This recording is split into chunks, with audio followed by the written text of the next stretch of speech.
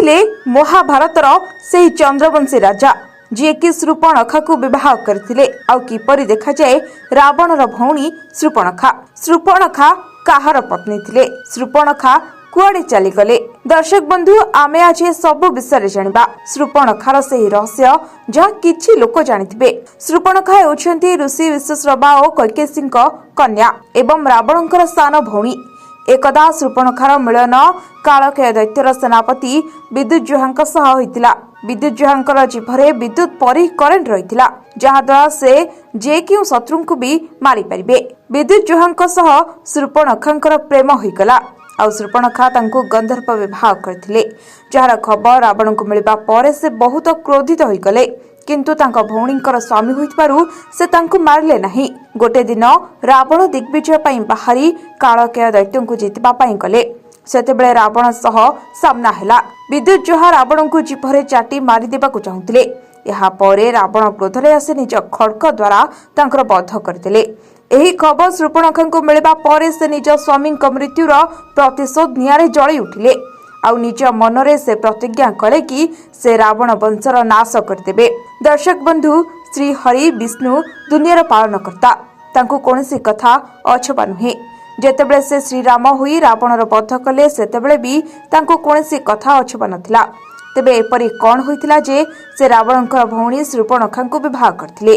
जेतेबेले शूर्पणखा प्रथम थर श्रीराम को बनरे देखिबा परे तांको सौंदर्य तेजरे से मोहित होइगले।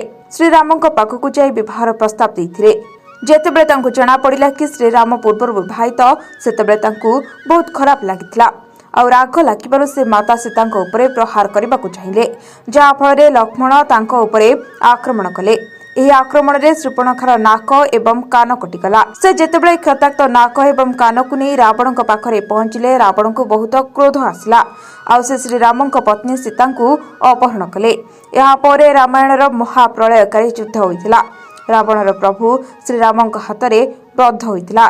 किंतु शूर्पणखा श्रीराम उपरे सेतिकी प्रसन्न थिले। जेतेबेले श्रीराम रावणर बध कले, सेतेबेले शूर्पणखा राम प्रति आहुरी आसक्त होइगले। तेणु से श्रीराम को विवाह करने को चाहिए, जो रावणर मृत्यु पर से पुष्कर तीर्थ को चलीगले।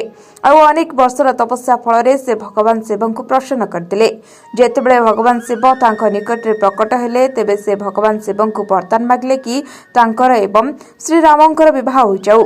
एही कारणरू श्रीराम तांको वरदान देथिले कि आर जन्मरे जेतेबेले प्रभु श्रीराम श्रीकृष्णक रूप में जन्म नेबे, सेतेबेले से तुमको विवाह करिवे।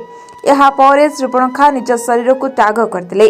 आउ से मथुरा रे कंस दासी बनिगले। से यौवन अवस्था रे थिबा बेले तांको शरीर पिठरे एक कुबज रहितला। जेतेबेले प्रभु श्रीकृष्ण कंस को मथुरा रे मारिबा पई आसिले, सेतेबेले मजा मजारे कंसर दासीर कुबजा ठीक कर देथिले। आउ तांकु एक सुंदर रूप प्रदान करथिले। किंतु प्रभु तांकु मध्य सेतेबेले विवाह कले नाही।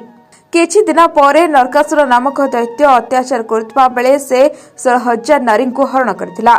आउ से 16,000 नारी को ने एक महल रे बंदी करदिला एवं थरे थरे से नारी को निज पत्नी भाव में उपभोग करथिला। एही पाप काम देखि प्रभु श्रीकृष्ण को क्रोध आसिकला। असुरर वध करबा पई से निज करुड़ उपरे बसी आसिले। से 16,000 नारी भितर शूर्पणखा भी रहितिला। प्रभु नरकासुरर वध कले, किंतु भगवान को पाखक एक समस्या आसिगला। समस्त नारी कहले कि आमर पिता एवं पति आमको स्वीकार करिवे नाही, कारण नरकासुर निज पत्नी भाव में आमको उपभोग करिछि। हे प्रभु, मुइबा आपणक शरण रे, एणु आपण आमको स्वीकार करंतु। एही कारण पई प्रभु 16,000 नारी को विवाह करथिले एवं 8 जण पाटराणी पूर्वरु रहिथिले। एणु तांको 16,008 रानी नाम दियागला। सेही 16,000 रानी भितरे शूर्पणखा भी रहिथिले। एहा तार पूर्व जन्म थिला, जहा द्वारा शूर्पणखार मनस्कामना पूर्ण होइगला। शूर्पणखार मनस्कामना तो पूर्ण हैला। आउ शूर्पणखांक सह कृष्णंकर विवाह भी संपन्न हैला। आपण बोधुए पूर्वरु ही कहानी केबे सुनथिबे, कारण अनेक जन रामायण कहानी रे शूर्पणखांकर चरित्र विषय जानिथिबे, किंतु कृष्णंक सह तांकर विवाह कहानी आपण प्रथम थर सुनिले। शूर्पणखांकर पुनर्जन्म रे ए सब किछि संभव होइथिला। तेबे जदि वीडियोटी आपनको भल लगे तेबे लाइक, शेयर और कमेंट करबाकू भूलिबे नाही।